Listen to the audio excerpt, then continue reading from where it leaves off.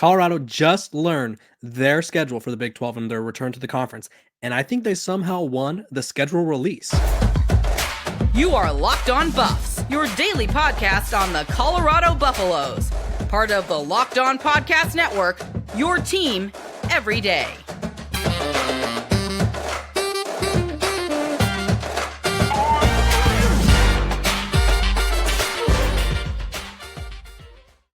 Welcome to Locked On Buffs. I am your host, Kevin Borbin. Today's episode is brought to you by FanDuel. Make every moment more. Right now, new customers can join today, and you'll get $200 in bonus bets if your first bet of $5 or more wins. Visit FanDuel.com/LockedOn to get started. We are also brought to you by the Locked On Podcast Network. It's your team every day for free and available wherever you may get your podcast. I appreciate you guys for tuning in, making me your first listen of the day. Like I said, we're talking about Colorado's schedule release. The Big 12 announced all their schedules for next season, so we finally are able to put together the pieces of what Colorado's schedule will look like, and I'm going to put it up on the screen here.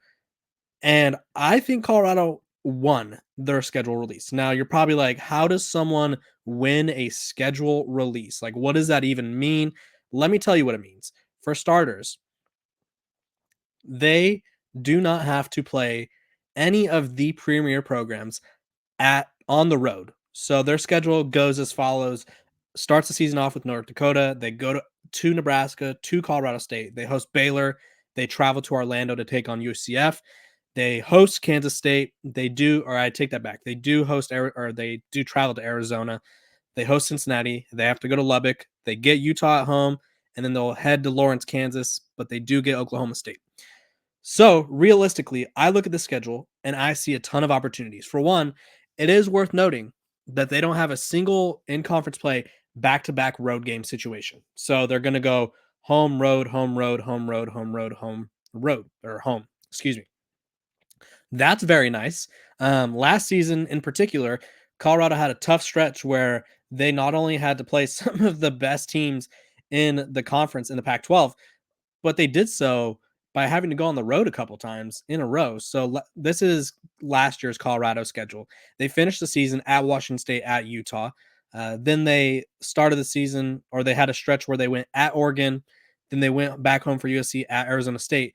Then went to the bye week at UCLA. And then they finished the season with two very tough road games. Colorado is not going to be on the road for multiple weeks in a row. I think in conference play, they do start the season on the road twice, which Coach Prime said he wished they could start with that Colorado State game, which I think that rivalry is really heating up, the Rocky Mountain Showdown.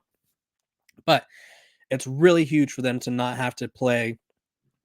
Like, say, if they had to go at Texas Tech, at Utah, or like at Utah, at Kansas, that would be tough. That would be as tough as they come because you just don't get that sense of like returning home and kind of building that or kind of getting that confidence you need, because I do think realistically the other reason they won, there's two reasons they won and maybe one reason they lost.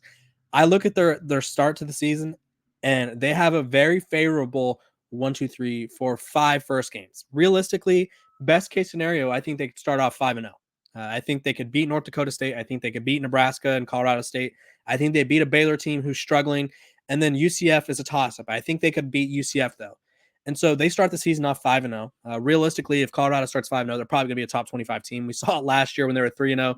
They went up to number 18 or 19, I believe it was, in the country. So that's a win there. They get a chance to build momentum. They get a chance to get the ball rolling. And then this is where they kind of lose, where they have 5 games where it's like those are winnable. Then they go Kansas State, Arizona, two of the best teams. I foresee both of those games as losses. I really do.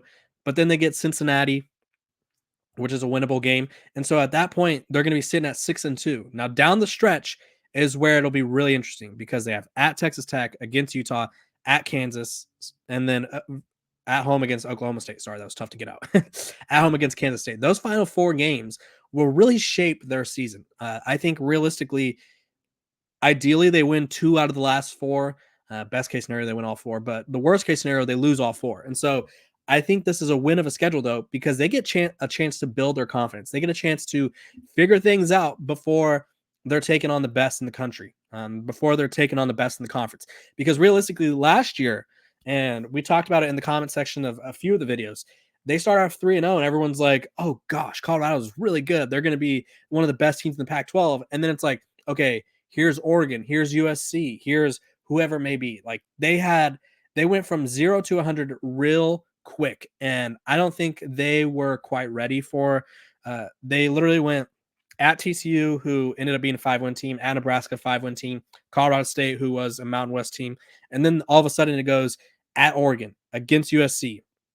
Then you're on the road against Arizona State, who they were a below 500 team. They had a good defense. Arizona State had a really good defense, and that's probably partially the reason Colorado only beat them by 3 and needed a game-winning drive. Then after the Stanford game, which they lost and that hurt them, they went at UCLA, which at the time was a decent team. They played against Oregon State, which was a really good team. And then Arizona, hottest team in college football. Washington State was a ranked team at Utah. So they didn't really have a chance to like beat up on 4 or 5 programs. They went from 2 tightly contested games, 1 blowout game, to all of a sudden we're playing some of the best teams in the country. Yeah, that's difficult. And I think realistically, the way their schedule in the Big 12 this next year is formatted, I think it gives them time to get a full steam ahead, get some steam going, get some juice, get some dip on their chip, you know? I think this is realistically a chance for them to start off strong, silence some doubters. Now, how they finish will be a different story. We have to see. We'll know, I think, by, let's see, after the bye week, because it's North Dakota, Nebraska, Colorado State, Baylor, UCF bye week. Then it's at number 21 Kansas State, at number 9 Arizona. We'll know in that range how good they are. It is what it is. I think seeing how they stack up against ranked teams will be a good litmus test of like how good this team could be. Are they just going to beat up on programs that are middle to the bottom, or are they actually going to contend? I think I've said a couple times if they gotten BJ Green, who I'll talk about later, which they did, they could contend for the Big 12. Now, this is all dependent on how the team comes together. Does the defense improve? Who's the defensive coordinator? What is his vision for the defense and all that? But Colorado they have to like their schedule. They have to like how things shook out for them, because I think, honestly, it could have been a lot worse. It could have been a lot worse, to say the least. They could have had to travel to multiple road games. They could have had to kind of take on multiple top teams early in the season. I think by week 5, or they take on their first top 25 opponent week 7. That's not bad at all. Realistically, it could be a lot worse. So even though winning the schedule release isn't really a thing, if you're Colorado, you have to be somewhat pleased with how the schedule shakes up. Again, a lot of things could change, but I think if you're Colorado, you're pretty pleased with how things look, and you're pretty pleased on how you think you'd start the season. This episode of Locked on Buffs is brought to you by our sponsors over at FanDuel. Happy Super Bowl to all who celebrate from FanDuel, America's #1 sportsbook. If you're like me, Super Bowl Sunday is all about scoring the best seat on the couch, grabbing your favorite snacks, and placing some super bets. The perfect Super Bowl day for me is I go to my friend's house. He has wings, he has pizza. All of our buddies are there. We're tuning in to see which commercials are the best, and we're also talking some smack about who's going to win. FanDuel has so many ways for you to end the season with a W, or 2, or 3. Not only can you place a bet on who will win Super Bowl 58, but FanDuel also has bets for which players will score a touchdown, how many points will be scored, and more. New customers can join today, and you'll get $200 in bonus bets if your first bet of $5 or more wins. Just visit FanDuel.com/lockedon to get started. That's FanDuel.com/lockedon, LOCKEDON. Make every moment more with FanDuel, an official sportsbook partner, of the NFL. Welcome back to Locked on Buffs. I appreciate you guys for tuning in, making me your first listen of the day. We're free and available wherever you guys get your podcasts, so appreciate you for tuning in, your support. We hit 4,600 subscribers, and we're ascending. Let's get to 5,000 real soon. I like where we're headed. I appreciate you guys' support. You know who also likes where we are? It's Coach Prime. He likes where he is in Colorado right now, and I think today he made a statement. A lot of my criticism about him and Colorado has been kind of he has said that he doesn't want to go to the NFL. He said that multiple times. He said he likes it in Boulder and that he likes what he's doing. But today he went on national television, made a huge statement that will help out in recruiting. It'll help out in maintaining confidence, and may fend off some other programs from negatively recruiting him. And let me tell you why. So he goes on Undisputed today, and they're talking about a few different things. And one of the things that they talked about was other jobs coming for him. Now, I imagine it was a job like, say, Arizona or Washington or Texas A&M. Maybe those are the jobs that come from. We don't know which jobs actually came from until those were made public. I will say Texas A&M was kind of like the first big one where it was like, oh, he could be in the mix. And so they asked him, did anyone come for you? Was anybody knocking on the door? And he goes, a couple of times, but I'm happy where I am. I got a kickstand down. I am straight. I love this fan base. Excuse me. I love this fan base. I'm looking out the window at these snow-capped mountains, and I am loving it. And then they talked about something else, and he goes, I inherited some bull junk, and I'm going to fix it. I know he said some of this stuff before, but being on national television compared to, I don't know, a podcast or whether it's his own YouTube channel, national television is a little bit different. And you're probably like, how does that even make sense? Well, on a podcast, a lot of times people are queuing you up for answers. People are expecting you to talk about certain things. They were doing the same thing on a TV show, but it has a huge reach. Also, on his own well-off media, which obviously that's Deion Sanders Jr. stuff. I'm not sure how many times they've talked about him being there or how much he loves it, but it's obviously kind of like he knows he's being recorded and he knows that it's a Colorado-based kind of following. And so for him to be on national television, go in front of everybody and be like, Colorado's where I want to be. I think that's a huge thing. It helps in recruiting. One of the biggest concerns recruits have had, and they've made it public. Winston Watkins said he backed off his pledge. Antoine Hill, there was concerns about whether Coach Prime would be there in 2025. He has said, I'm going to be there. And that helps recruits. It gives them confidence because you know how sorry, my mic unplugged there. You know how often a recruit will have a coach come into their living room and be like, you know what? I'm not going anywhere.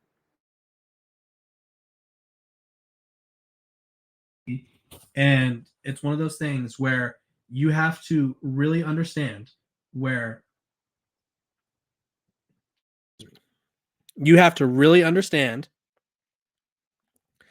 these recruits are coming from, where they like everyone says not to commit to a coach, but they all commit to a coach. That is the whole purpose of recruiting is meeting coaches, developing relationships, and figuring out where you stand. And for Coach Prime to kind of put that out there, like, hey, we're here, we're sticking around. That's huge for recruiting. Secondly, that's huge for confidence around the program. I think a lot of people want to kind of poke a hole in Colorado, and the biggest way to poke a hole in Colorado, outside of realistically being like they were 4-8 in year one, it's like obviously they were 4-8. They had a very tough schedule in the Pac-12. They played a lot of top teams in the conference, and they had a brand new team, and they were just not built to compete.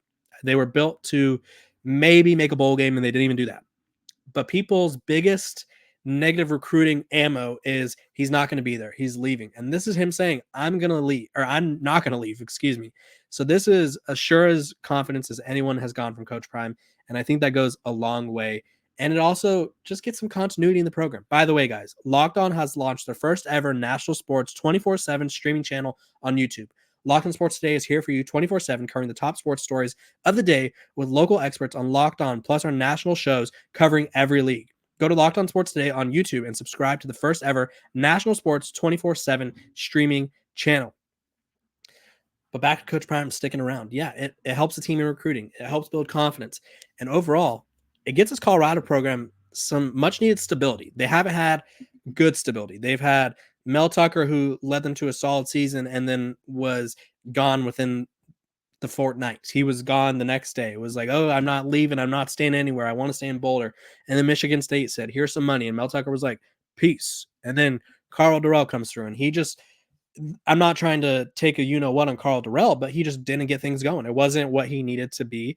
The program wasn't where it was, where it was not where it needed to be. It was one of the worst in the country. And unfortunately, it didn't work out. Coach Prime has given this program confidence, stability, and obviously he's bringing the attention. So if you're a Colorado fan, you have to be pleased with Coach Prime's message. I think you have to it kind of takes a little, like a little weight off your chest. Is like, is he going to stick around? Is he going to stick around after his kids leave? That's still going to be a question, but they just bought him a mansion in Colorado. Do they buy him a mansion if he's not sticking around? I would guess no. Crazier things have happened, but I think a lot of signs point to Coach Prime staying put in Colorado, at least for now. And that's a huge thing for Boulder. That's a huge thing for the Buffaloes. And if you're a Colorado fan, you have to be feeling real confident. This episode of Locked on Buffs is also brought to you by our sponsors over at Jace Medical. I know we come to sports to escape from some of the crazy realities of life, but can we just talk for a minute about preparing for real life? According to the FDA, pharmacies are running out of antibiotics like amoxicillin right in the middle of the worst flu season in over a decade. This is scary. I can't imagine a more helpless feeling than if my significant other, Kristen, or say one of her little nieces got sick while a supply chain issue kept them from a life-saving medication they needed. Thankfully, you'll be okay because of Jace Medical. The Jace case is a pack of 5 different antibiotics to treat a long list of bacterial illnesses, including UTIs, respiratory infections, and skin infections, among other things. This stuff could help any of us, this stuff can happen to any of us, and Jace Medical is going to help you be prepared. Visit jacemedical.com and complete your physician encounter. It will be reviewed by a board-certified physician, and your medications will be dispensed by a licensed pharmacy at a fraction of the regular cost. It's never been more important to be prepared than today. Go to jacemedical.com and use offer code locked on to get $20 off your order. Again, that's LOCKEDON to get $20 off your order at jacemedical.com. Welcome back to Locked on Buffs. I appreciate you guys for tuning in and making me your first listen of the day. It's a good sunny day out here in California. We're having a blast. And Colorado made a huge addition that I said could be a kind of borderline contending move, and I think it'll help them contend. The Buffaloes landed a commitment from Arizona pass rusher BJ Green. So a little bit about BJ Green II. He was an Arizona State player, transferred to Washington, or was transferring to Washington. Kalen DeBoer takes the Alabama job. This is a huge addition to Colorado. I think this really takes them to the next level, and I'll explain why. He has Big 12 experience. He has size, 6'1", 270, was second team All Pac-12. So he's an accomplished player. That's kind of been the key and the target for Coach Prime this whole offseason was guys that were successful at their previous stop, guys that played at their previous stop, and he is one of those guys. He both had the success, All Pac-12 honors, and he played. A lot of the guys they brought in last year, it was kind of just like, who's interested? Come on down, we'll take you. And now it's like, okay, we need some dogs, and they're getting some dogs. They're getting some good players. A little bit about BJ Green as well. Former 3-star out of Georgia. This past season, he had a career high 39 tackles, 11 and a half tackles for a loss, and 6 sacks. And he was also credited with 11 quarterback hurries and a forced fumble. So he's getting to the quarterback. He is obviously going to really boost this Colorado defense of line, who has, I think, 4 top 5-ish defensive line transfers, which is huge. Realistically, it's much better than what they had last season. I think Jordan Dominic was a nice player. I think a lot of what they had was good in terms of like that guy could be a key piece, but they now have, and excuse me, it's 5. Let's see. Samuel O is ranked number 11, Quincy Wiggins number 13, BJ Green number 16. So they have 3 of the top 15. I digress. I said top 5. It's top 15. And that's huge for them because honestly, this team was not physical enough. They couldn't stop the run. They couldn't get to the quarterback. And BJ Green brings someone who could do all those things. Also, he was a top 100 graded player according to PFF at his position. You pair him with Samuel O, who had a lot of success at getting to the quarterback as a freshman at Pitt, 5 sacks. These guys are boosting Colorado's pass rush to a whole new level. And the best way to succeed in college football and in football in general is, and let me kind of put an emphasis on this, as the trash truck is driving by, getting to the quarterback. A lot of these quarterbacks are really talented on the run. A lot of these quarterbacks are talented when you give them time. If you don't give them time, it makes life a little more difficult. And Colorado did not make life really hard on anyone last season. I think with this addition, Colorado is now elevated. And if I go back to their schedule, I'm confident that they're winning. They're making it to a bowl game. I said yesterday it was bowl or bust, and I say that because I think this team has a talented roster. I think this team has all the makings of a bowl caliber team. And now, if they get pass rushers that are consistently getting to the quarterback and their defense is kind of stout, this team could be competing in the Big 12. But we'll just have to wait and see. But just know one thing: over here on Locked On Buffs, I will keep you guys updated every single day about everything. I appreciate you guys for tuning in to my podcast, making me your first listen of the day, getting me to 4,600 subscribers and more. We're going to be at 5,000 real soon. Make sure to hop on the wagon. Make sure to share with everybody because this Colorado program is headed in the right direction. You won't want to miss any single thing. I think this Coach Prime is poised for a big year. He's shown that at Jackson State, they went from 4-3 or whatever it was to 11-2 to 12-1. At Colorado, he's going from 4-8, and I'm fairly confident that they're going to see a bowl game next season. They're going to see a major jump from 4-8. And a lot of it is because of his offseason additions. I do think they should recruit a little bit more, but either way, they hit on the recruits they brought in. They're hitting on the transfers they brought in. Now they need to get mentally tough, which they're doing with the Marine training and their offseason workouts. They need to come together as a unit, which they appear to be doing. And then they need to find a proper defensive coordinator who could set them up in the right position, have them disciplined, have them make plays, and get to the quarterback and stop the dang ball. I appreciate you guys for tuning in, making me your first listen. Like I said, free and available wherever you get your podcasts. Make sure to like, subscribe, follow. Give me 5 stars. I appreciate those 5-star reviews. And I will see you guys on Wednesday. Have a great rest of your Tuesday.